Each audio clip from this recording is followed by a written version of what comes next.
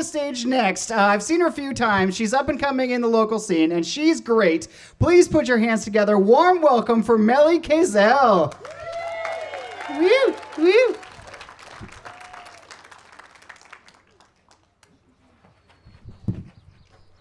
Hello, Station 49. Thanks for having me. I came here all the way from Ferntucky, so I'm very excited to be here. So I don't know if other people feel this way, but I sometimes really feel like I missed out on the chance to exist in the 1800s. Not because I want to die of dysentery, or have 16 kids by the time I'm 16, or be Jewish then. And definitely not because I want to be on the rag. Does anybody out there know what that means? Yeah. Ooh. So for the guys out there, pads and tampons weren't always a thing.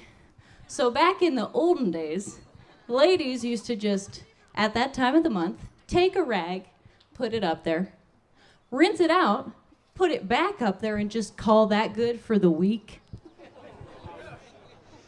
And it makes me think that like all those shows based in that time period were not telling us the truth.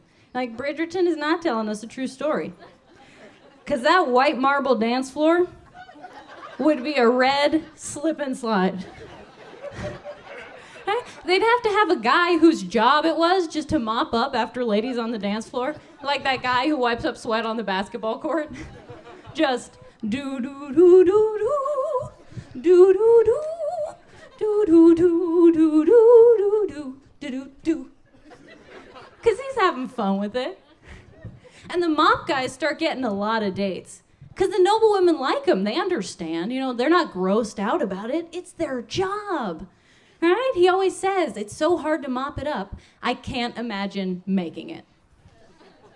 And then all the husbands of the noble women get together, right? And they say, okay, our wives are spending way too much time with the mop guys, so we have to do something about this. And his buddy says, all right, I got a pitch. What they have going on there, it's kind of like a bathtub, right? You just want to keep everything in it. So why don't we just put a stopper up there? And his friend says, yeah, but like, what if we want to get in there later?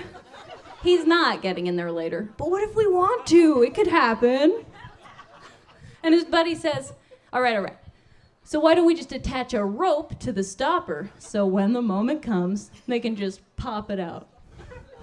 And then they take that back to their wives, and they say, so how would you feel when you're already very irritated about taking a hunk of cotton attached to a small rope and just putting it up your hoo-ha? And their wives say, I guess it's better than a freaking rag. But despite all of that, I still feel like I missed out on the chance to exist in the 1800s because I really want to be passive-aggressive via letter.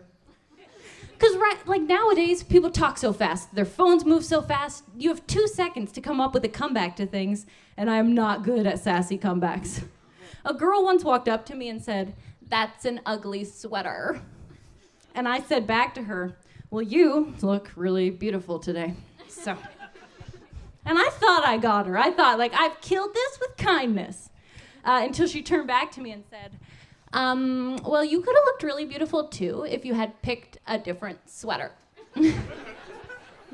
But with some time to prepare, I feel like I would crush it, right? Like, say my husband writes me from the war, and for the purposes of this letter exchange, everyone's British, because even when they're sassy, they sound polite. He writes me from the war, and he says, my dearest Melody, how I miss you. And how I wish you had chosen to join the nurses and support me, rather than to stay home. Though I do suppose I understand how the desire for safety can, at times, outweigh love. Looking forward to hearing from you, your dearest Noble. And then I hire an editor.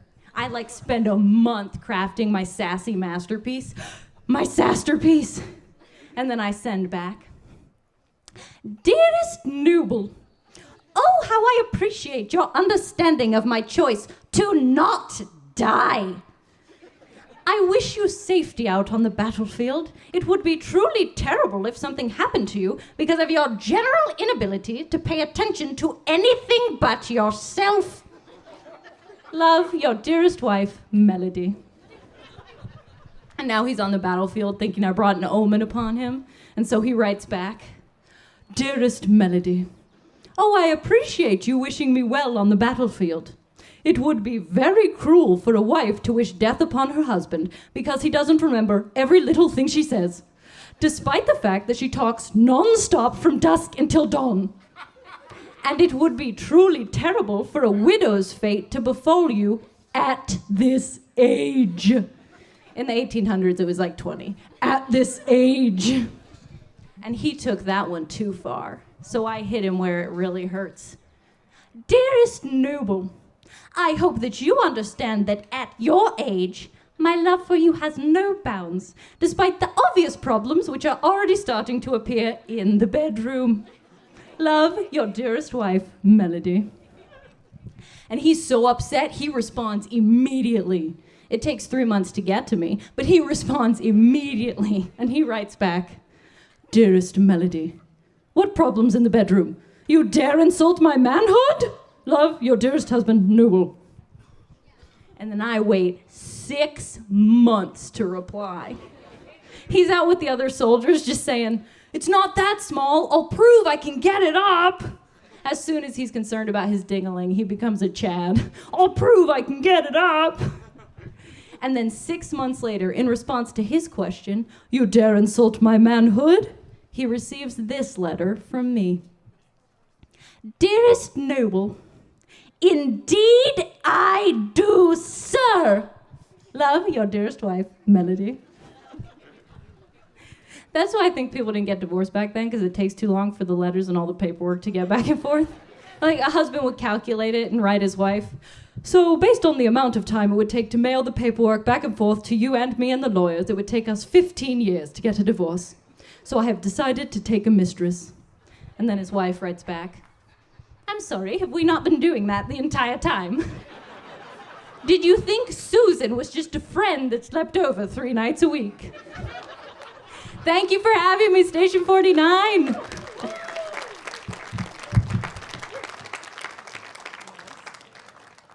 One more time for Melly Kazel, everybody.